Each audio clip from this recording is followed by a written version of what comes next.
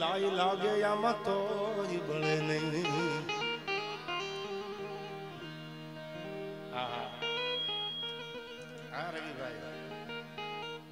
લાઈ લાગે આમાં તોય બળે ને એવા તો અમારા કાળજા કીધા.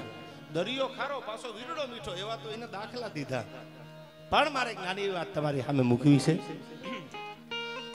જીગાભાઈ ગીતો તો આપણે કાયમ ગાતા હોય, છંદો આપણે કાયમ ગાતા હોય, પણ બારોટનું ફળ્યું છે એટલે એકાદી બારોટની વાત મને ગમે આયા. બારોટે શું દુનિયાને આપ્યું, શું સમર્પણ, શું ત્યાગ. વર્ષો પહેલાની ઘટના. આ વાત સાંભળીને પછી નીંદર આવે તમે તમારે જમાવી દેજો, પણ આ પ્રસંગ બહુ સારો મને ગમે. શું બારોટોનું સમર્પણ, શું બારોટોનો ત્યાગ છે. અને સામે યજમાને કેવા છે. એ પાછા મરદના દીકરા હતા.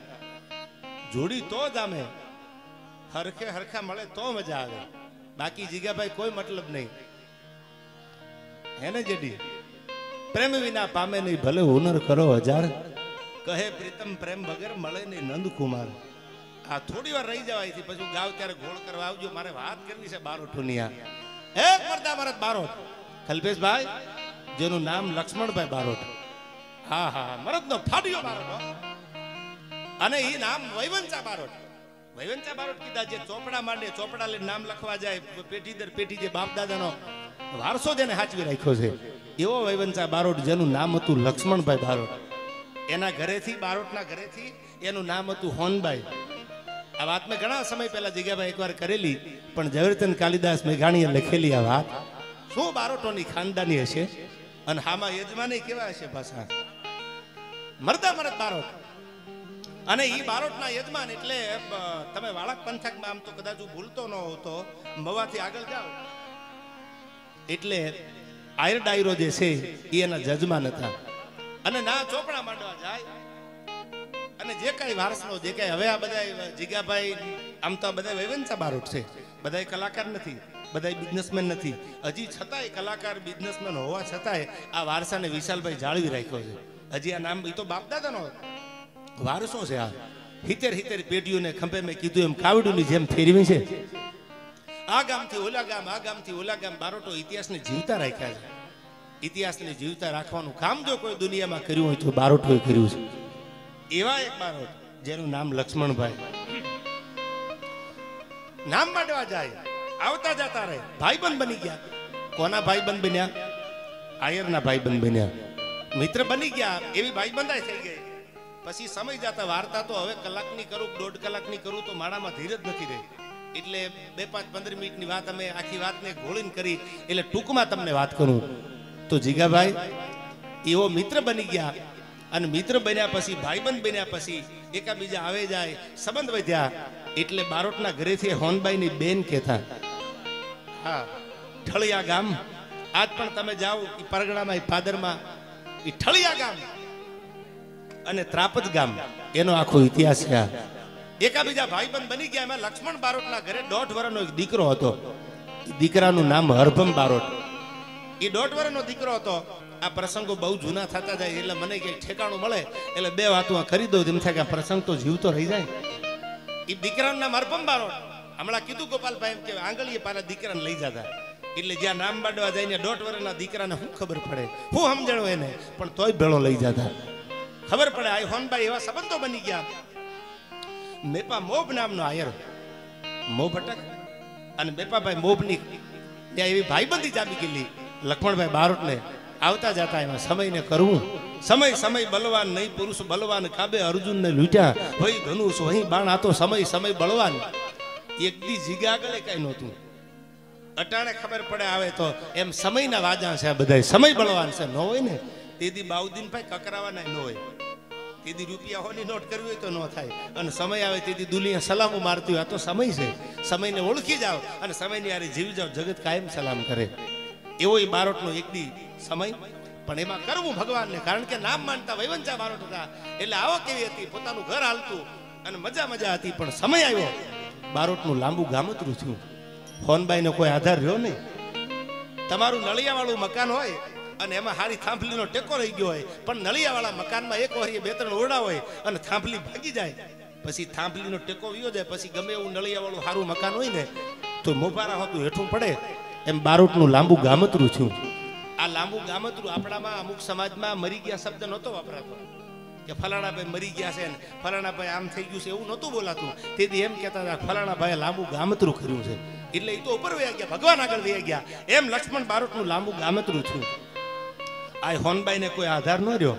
1.5 વર્ષનો કલ્પેશભાઈ દીકરો અને બારોટના ઘરેથી જગદંબા જેવી દીકરી જાય ક્યાં?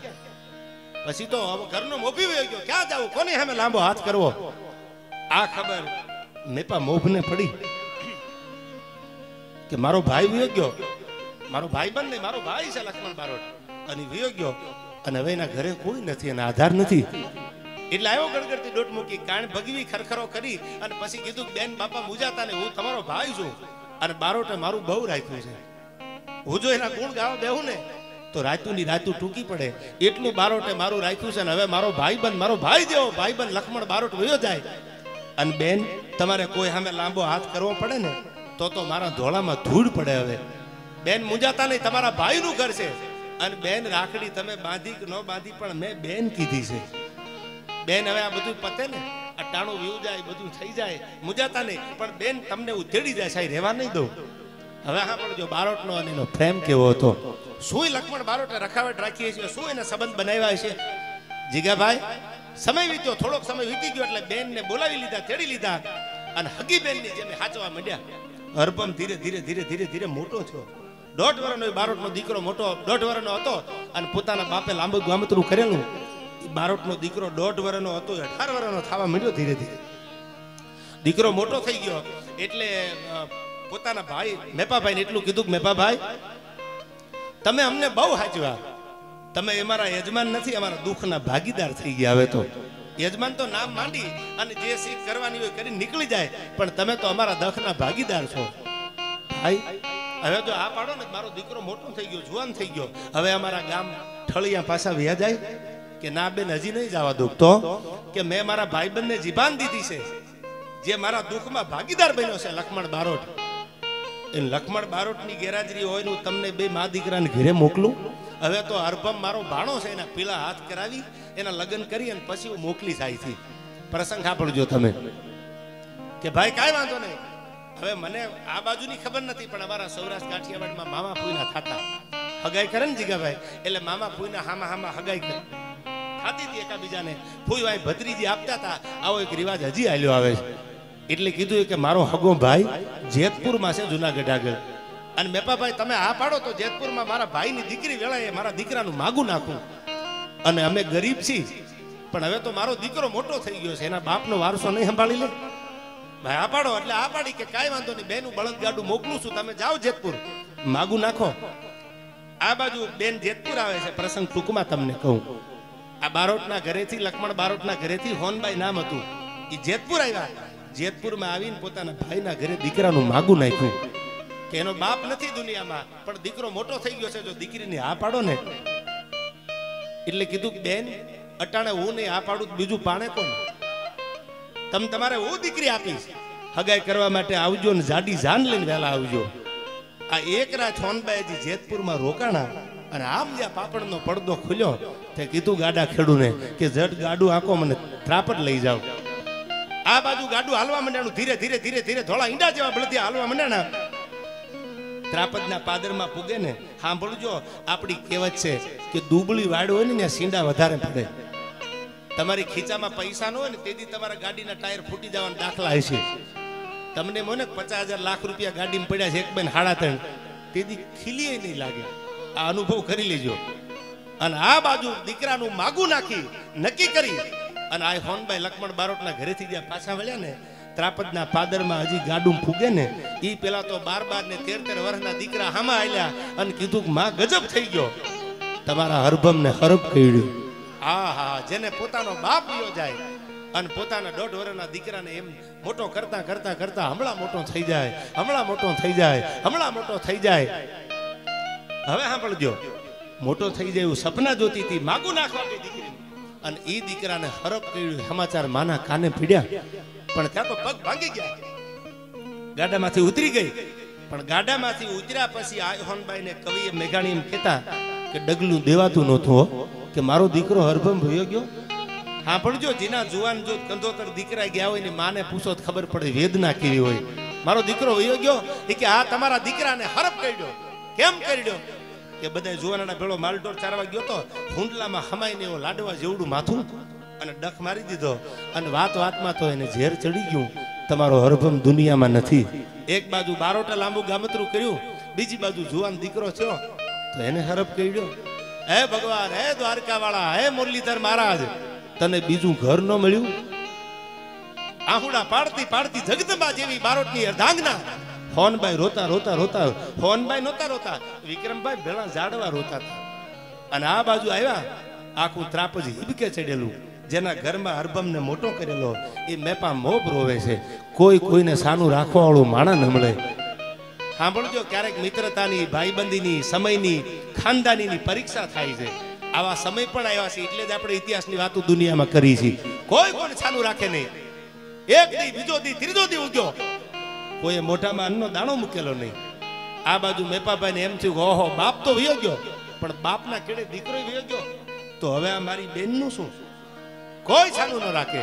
ધીરે ધીરે ધીરે ડગલા દેતા દેતા મેપા મોપ નામનો મરદ માણા, સાંભળજો આ ભાઈબંધી, અને ત્યારે આપણને ખબર પડે ખામે બારોટ કેવું જીવાય છે. જીગાભાઈ એમનામાં થોડું બને.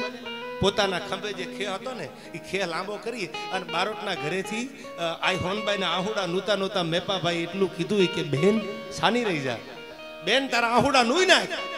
મને ખબર છે કે મારો ભાઈબંધ વિયો ગયો અને મારા ભાઈબંધના કેડે તમારો દીકરો હરભવે વિયો ગયો. બેન, હું ભગવાન નથી તને દીકરો આપું કે તને આશીર્વાદ આપું, એ મારી તાકાતની વાત નથી, એ તો ઉપરવાળાના હાથની વાત છે. મરવું, મારવું, જીવાડવું આ તો બધા જ અબજસ આ તો એના હાથની વાત છે. પણ બેન સાની રહી જા. બેન, મારા 7 દીકરા છે અને મારા 7 દીકરામાં સૌથી નાનો દીકરો એનું નામ દેવસી. એ દેવસીને મોટો કોને કર્યો? તમે કર્યો છે બેન. તમે તમારા દીકરાને પ્રેમ આપો ને, એથી જાજો પ્રેમ તો મારા દીકરાને આપ્યો છે. હરભમને જેટલો પ્રેમ આપો એથી જાજો પ્રેમ તમે મારા દેવસીને આપ્યો છે.